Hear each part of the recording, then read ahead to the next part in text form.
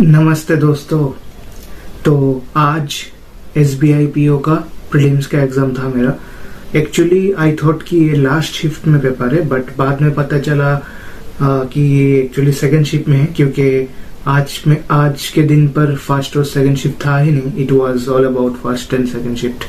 Generally क्या होता है कि फर्स्ट शिफ्ट सुबह 9 बजे से स्टार्ट होता है, लेकिन आज जो देखा गया there was no first and second shift. तो जो भी थर्ड और फोर्थ शिफ्ट में था उसको फर्स्ट एंड सेकंड शिफ्ट में माना गया। जैसे कि मेरे 4:30 बजे एग्जाम था, तो वो एक्चुअली सेकंड शिफ्ट में था।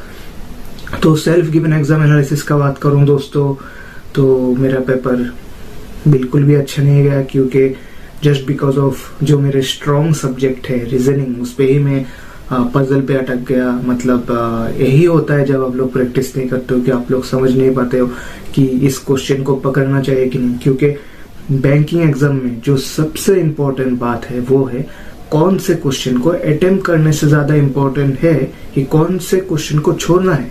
That is very very important. और वही हुआ मेरे साथ कि मैं क्वेश्चन को लेके मतलब ऐसा ईगो आ गया कि मुझे इसको करना ही है। ऑलमोस्ट 7-8 मिनट के ऊपर हो चुका है, फिर भी मैं ट्राई कर रहा हूँ। एंड देन 2 ऑप्शन मार्क किया, तीसरा ऑप्शन पे आके देखा कि अरे ये तो आंसर ही नहीं है, पूरा गलत। तो हुआ ना टाइम वेस्ट। तो क्या बताऊं अब। तो टोटल मेरा अटेम्प्ट बहुत ही कम है, ओनली 54 ही बना पाया। तो मैं जैसे कि ऑलवेज पेपर में लिख के लाता हूँ, इस बार भी वही किया। तो आप लोगों को बता देता हूँ पहले। मेरा टोटल अटेम्प्ट 54 है। इंग्लिश पे 26, क्वांट पे 11, बहुत ही कम, और रीजनिंग पे 17। काश 2 पजल हो जाता तो ऑलमोस्ट 27 के आसपास हो जाता रीजनिंग पे, तो मेरे टोटल अटेम्प्ट भी बढ़ जाता लाइक 64। तो actually paper was not that much difficult, but या इट इज मॉडरेट एंड बहुत लेंथी भी था। तो उसके हिसाब से मेरे ख्याल से एटलीस्ट 60+ मतलब मेरे ख्याल से होना चाहिए। although I have not seen any kind of review in YouTube channel, but जो मुझे लग रहा है कि एटलीस्ट 60+ होना चाहिए था। हो सकता है 55+ भी हो, लेकिन मेरे ख्याल से 60+ होना चाहिए था। तो खैर जो होगा देखा जाएगा। तो इंग्लिश में क्या क्या क्वेश्चन है वो बताता हूँ आप लोगों को। इंग्लिश पे आपका सेंटेंस रीअरेंजमेंट है, जिसको हम लोग पैरा जंबल बोलते हैं, वो 5 क्वेश्चन था। दोस्तों मेरा जो आंसर आया ना, मतलब जो वर्ड्स आया है वो था DBECA। DBECA। आप लोग कमेंट पे जरूर बताना कि ये जो मैंने बताया आपको वो सही है कि गलत। अगर सही होता है तो अच्छा है, 5 मार्क मिल जाएगा। तो आप लोग डेफिनेटली बताना। अगर आप लोगों का 17 को आज के डेट के एग्जाम था, आज के डेट में, और सेकंड शिफ्ट में था, तो बताना मुझे जरूर। फिल इन द ब्लैंक्स आया है। देन आपका pick out the correct grammatically correct sentence रहता है। 4 क्वेश्चन आया था उस पे, मतलब 4 ऑप्शन दिया था। तो आप लोगों को बताना है कि कौन सा करेक्ट है, ग्रामेटिकली भी और अप्रोप्रिएटली भी होना चाहिए। अगर कोई भी करेक्ट नहीं होता है तो नॉन इज करेक्ट बताना है। देन आपका इनअप्रोप्रिएट और रॉन्गली स्पेल्ड, बहुत दिनों बाद ऐसा देखा गया। मतलब पहले आता था, आज मुझे पता नहीं कि आया भी होगा कि नहीं, बट मुझे बहुत दिनों बाद देखा गया रॉन्गली स्पेल्ड टाइप का वर्ड। तो उस पर भी 3-4 क्वेश्चन थे। देन आपका बोल्ड वर्ड्स दिया रहता है, कौन सा करेक्ट होता है, उस पर भी 2 मार्क का क्वेश्चन आया था, 2 क्वेश्चन। देन RC आया था 9 मार्क का। नॉर्मल 21 क्वेश्चन जो था वो था आप लोगों का नॉर्मल जो रहता है, लेकिन उसके बाद जो 9 क्वेश्चन था वो था RC के अंदर जो अटेम्प्ट करने के लायक था वो 4 क्वेश्चन डेफिनेटली था। एक था आपका क्या बोलते हैं इसको, मिल्किंग, शायद उसका शायद सिनोनिम बता दो। देन कुछ एक वर्ड आया था, उसका एक्सचेंज करना है, या फिर मैं भूल गया हूँ अभी रिसेंटली। तो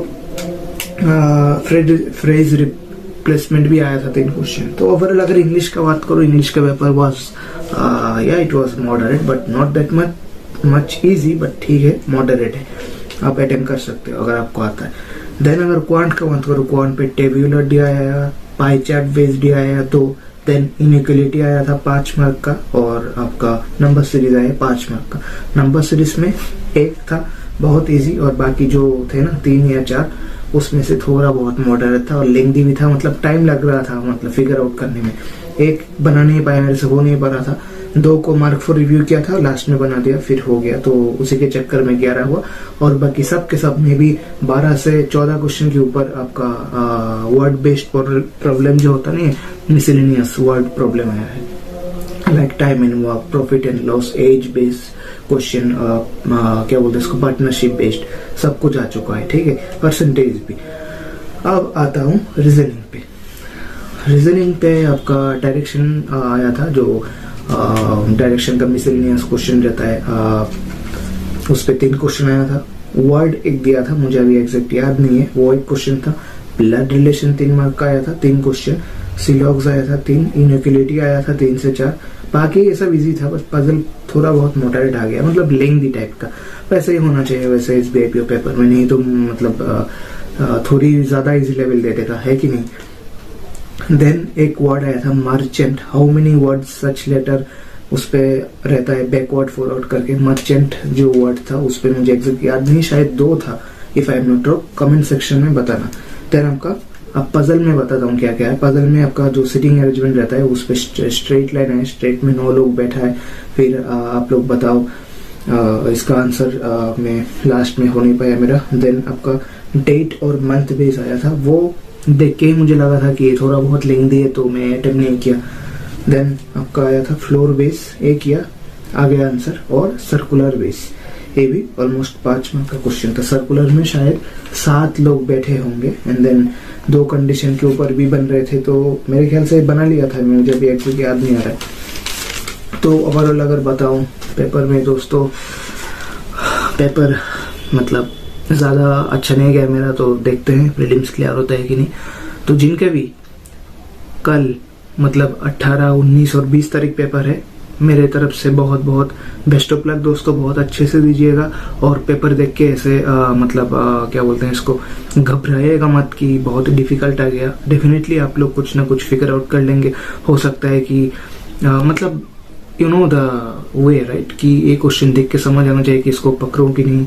अगर फंस गया तो दिक्कत हो जाएगा, है ना, टाइम वेस्ट हो जाएगा। सो आई डेफिनेटली होप आप लोगों को पेपर बहुत अच्छे से दीजिए, और मुझे कमेंट सेक्शन में जरूर बताइएगा आप लोगों का आज सेकंड शिफ्ट में पेपर आप कितने अटेम्प्ट है, आप लोगों का जरूर बताइएगा। और आने वाले टाइम पे भी मतलब जो कल है